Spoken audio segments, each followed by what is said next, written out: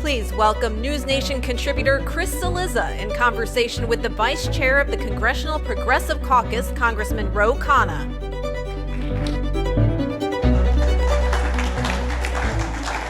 Hey, y'all. Thank you for having me. I very rarely get introduced at all. It's always nice. Like Chris Cillizza, it always sounds good. You're an institution. Yeah. Washington Post, now Substack. Way to butter me up. Somebody told me when I was like 23, the most important three letters in news is NEW. So I want to ask you two quick new questions, and then we'll talk about this. Yes.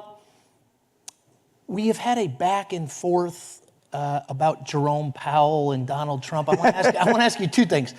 Do you believe Donald Trump can legally fire Jerome Powell? And do you think Donald Trump would, irregardless of your answer to the first question, do you think Donald Trump might fire Jerome Powell? The second is easy. Yes, he may. On the first, if there's actual cause of malfeasance or a crime or misuse of funds, if there's a just cause, then he has the authority. But of course, what he's trying to do is manufacture this controversy about what Fed spending has taken place on some renovation, because he's just upset that Jerome Powell isn't lowering interest rates. And Jerome Powell keeps telling him, I want to lower interest rates, just stop announcing new tariffs every 30 days. I mean, it's not like Powell doesn't want to lower interest rates. I mean, he has actually the same incentive as Donald Trump. Both of them want a good economy. He's kind of telling Trump, look, I'm telling you what you need to do to have a good economy, and Trump's arguing with him.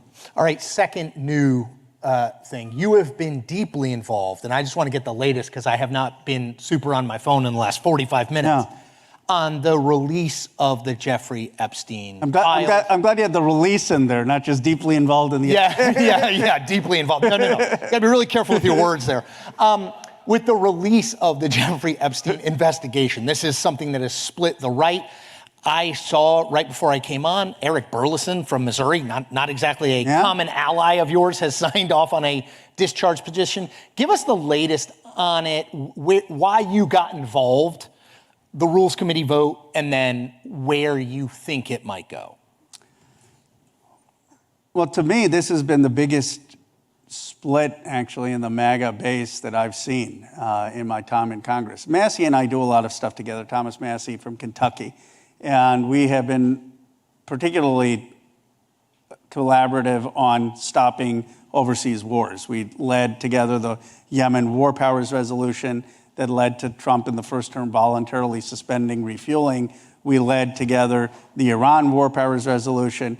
And so he's been texting, and I've been talking to him, and he said, look, this is crazy. I mean, we should be on the side of getting this information released. Let's team up again. I said, absolutely. He said, can you deliver the Democrats?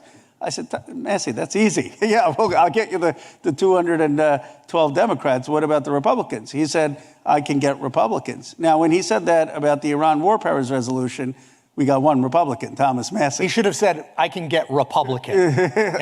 But this time, a few hours in, we've gotten 6 Republicans. Lauren Boebert, Marjorie Taylor Greene, Burchett, Burleson, Van Doren, and I forget the final name. He's texting, my phone's blowing up because he keeps texting me, hey, we got another Republican. I think, you tell me you've watched politics a long time. I'll tell you why I think this is such a big issue. Donald Trump's whole theme was that you've been screwed. You've been screwed because your jobs went offshore. You've been screwed because all the wealth's piling up in Roe's district and you don't recognize yourself. You've been screwed, and I disagree with this, but his story, because your immigrants have taken your jobs. And you know what? This government has just been taken over by these rich and powerful people. Mm-hmm. And by the way, I played that game. I used to pay them off. I was part of that system. I'm going to tear down that system. And in fact, he would say that regularly on the campaign. I know all these people. I know how to play the game better than them. And I don't even think it matters if his name comes in the Epstein file. I think people just discount that. But what matters is that he's not releasing it. He's not exposing it. His whole thing was, I'm going to take these folks down. I'm going to take down and show people how corrupt government is, and it's not working for you. And that's why I think this has such resonance on both the left and the right, because there's a sense in both sides that life hasn't really been fair in America. give me your as honest as you can opinion. Discharge positions are very rare for people who don't know. It's very hard to make it happen. Give me your honest assessment of your chances here. Honestly, I think the chances are very, very good that something is going to happen. Now, usually what happens is when you get momentum for a discharge petition, the speaker does something else, some other action happens. You already see Trump changing his position, right? First, he was like, let's just move on when he still has that. But then he's like, well, the critical information can get released. I would be shocked if there's not some release in response to this, whether it satisfies people or not. I don't know. But 6 Republicans and prominent people like Marjorie Taylor Greene and Burchett, prominent Republicans signing on within 2 hours leads me to believe that this is real. I mean, this is something that it almost doesn't matter whether we get the vote. If you've got 225 people signed up or more, 10, 15 Republicans, and then they pull some maneuver like they did with Luna when she wanted to do the vote on moms being able to vote remotely, and they shut off the discharge petition. Okay, fine, that didn't capture the national interest. This would create headlines. So if they try a maneuver like that, it's almost as bad. I want to talk about your party a little bit. So Zohran Mamdani, the Democratic nominee for mayor of New York City. I saw him this morning. I know he came to meet with folks. I became aware you were there. I have a few Mamdani-related thoughts. Give me your, number one, had you met him before in person? I don't know that. And number two, what's your overall Zohran Mamdani read? And I have a broader Democratic question. Go ahead. I had met him over breakfast, not well before he was Zohran, just like he's an assembly member who was part of the Democratic Socialists of America, and he was over breakfast. And I mean, it was fine, but I didn't pay much attention. You weren't like, that guy's going to be the next mayor. I didn't think that was guy.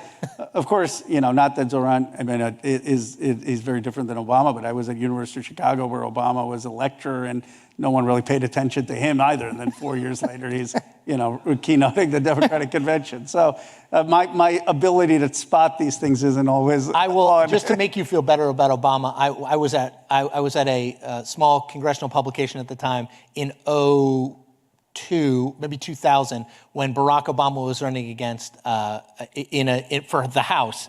And I remember meeting him and coming out, and I was like, nobody named Barack Obama is going to win it. Yeah. It was against Bobby Rush. Now, he did lose that race, but he kind of went on to other things. Go ahead. So, he was there. One, if you haven't met him, how many people here have ever met him or heard him talk other than on TV? Nothing. All right, well, I haven't met him, don't want to meet him. I know NewsNation. It's a fair place. I go on Pomo all the time.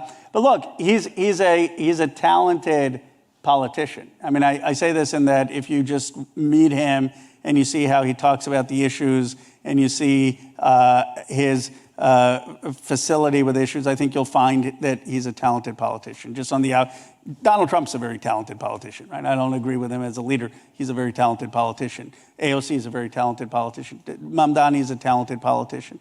The conversation, without going into anything detail, was really here are two of the people in modern politics who have been the best at digital organizing, digital video, and what is it that we need to do to be effective at that. And that's really what the conversation was. I saw Gottheimer there. I said, do we have a Middle East peace plan yet or not? And he left. Yeah. Is he a good thing or a bad thing for the Democratic Party? He's a good thing. And I'll tell you why. He has relentless energy. He knows how to win online. We got crushed online in 2024. He is focused ultimately on the economic issues, on how are we going to reduce costs, and showing people that we can reduce costs.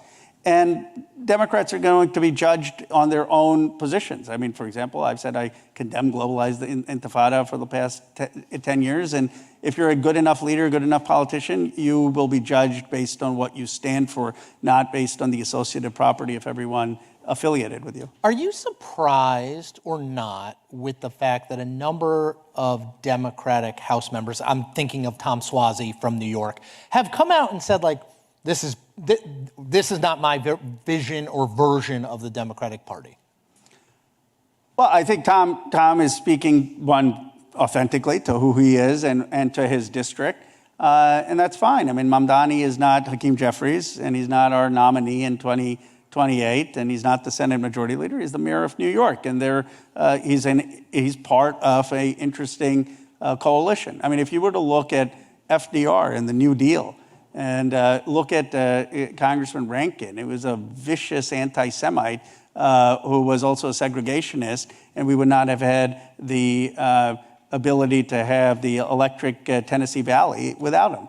And so you can have in politics a view of total purity, or you could have, I guess, Donald Trump's view, like I'll make the deal with Robert Kennedy when Kamala Harris isn't, and win. And people who win usually have bigger coalitions. I want to talk about the Democratic Party. You and I have talked about this before, but the Democratic Party right now, so much focus is on Trump. Trump is a scene eater. Whether you like him or you don't, the guy just draws a lot of oxygen.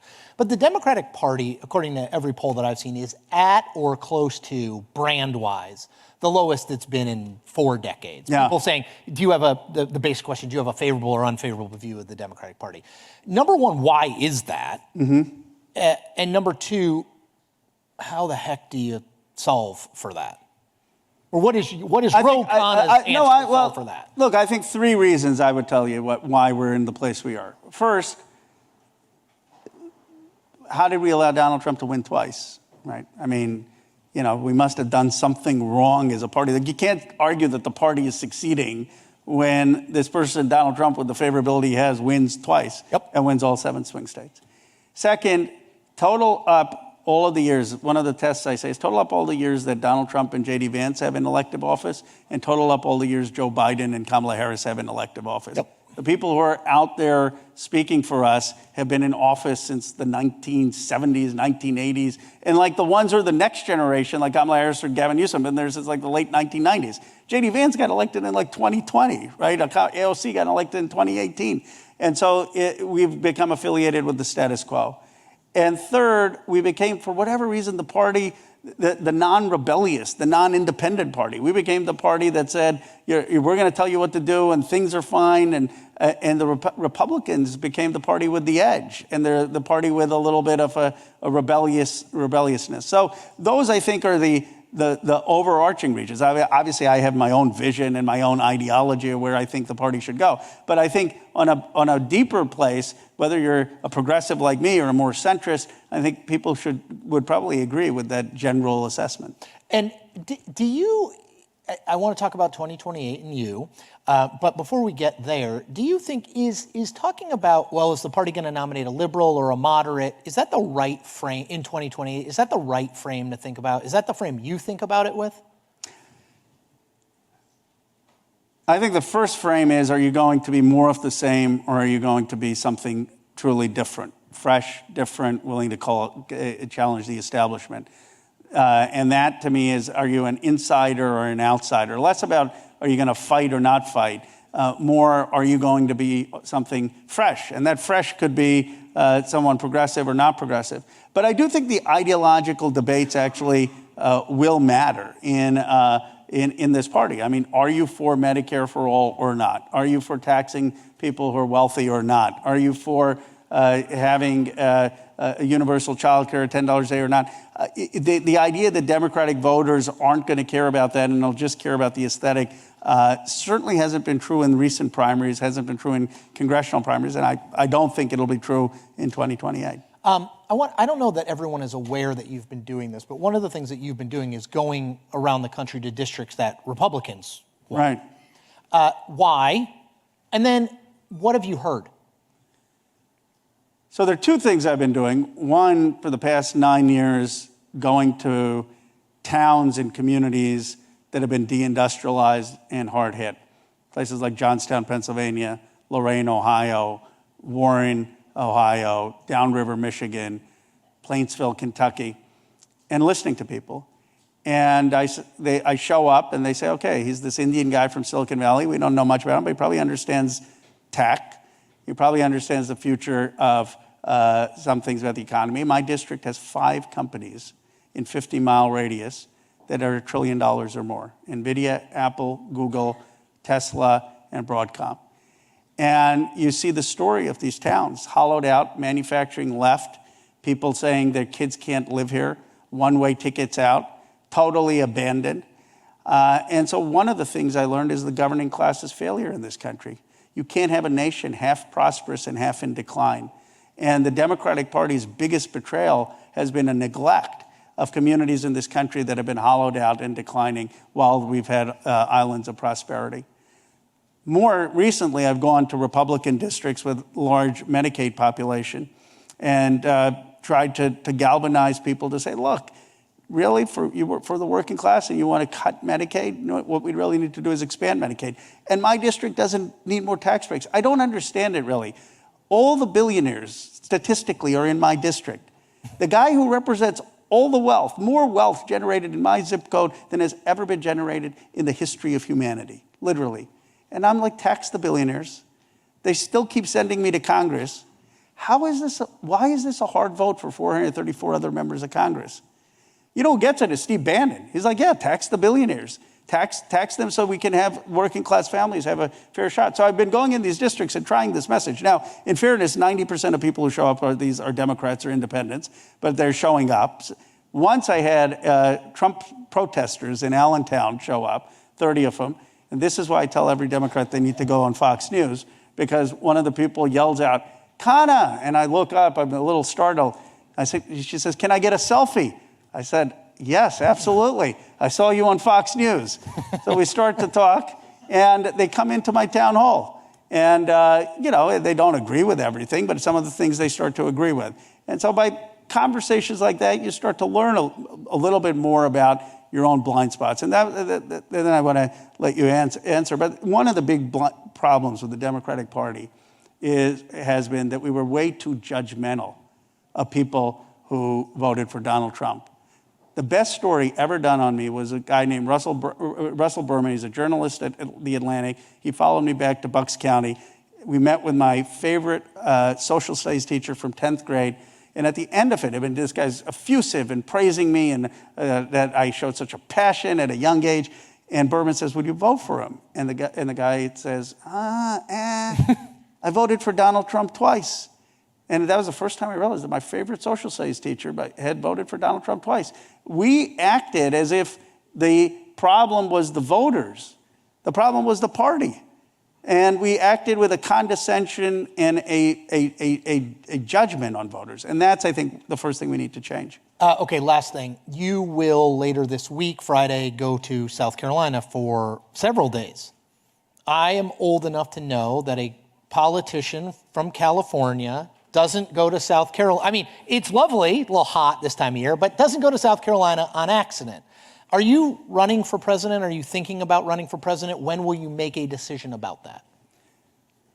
Well, first of all, I focus obviously on the House, taking out the House, going to Nancy Mace's district, which I do think could be competitive, with Jonathan Jackson going to Timmons's district. And I've been working with Mr. Clyburn for many years on getting Silicon Valley tech partnerships with Claflin and South Carolina State, and not just in South Carolina, Jackson State and other broader regional HBCUs down in the Black South.